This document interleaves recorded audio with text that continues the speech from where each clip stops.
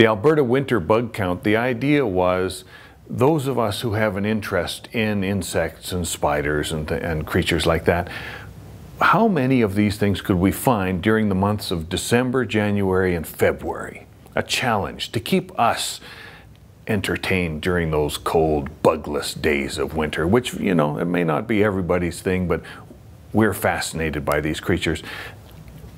We've done it for 3 winters now, and this past winter we set a new record.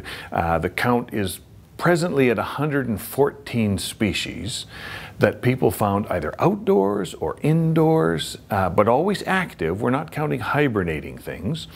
And some very interesting discoveries turned up. For example, in Westlock, a former student brought me a specimen of an ant that turned out to be an ant we couldn't identify. It was a new ant for the entire country of Canada in a subfamily that we'd never seen here before. So that's kind of interesting. I don't think it's a pest ant. I think it's just an ant that was particularly happy in some rotting wood near a water heater.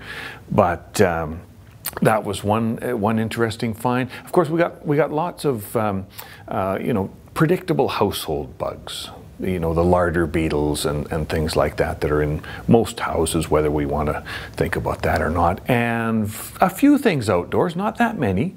A few spiders and a few insects that are active on the snow. And then a variety of things.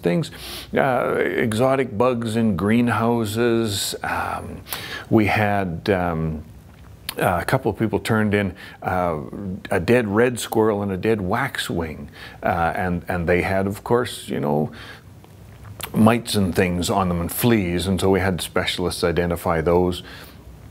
Fascinating. It's good for us entomologists because during the warmer months we focus on the things that we know and that are central to our research or our interests. In the wintertime, we have to broaden our horizons and deal with things that we usually don't look at. So the possibility for big discoveries is always there.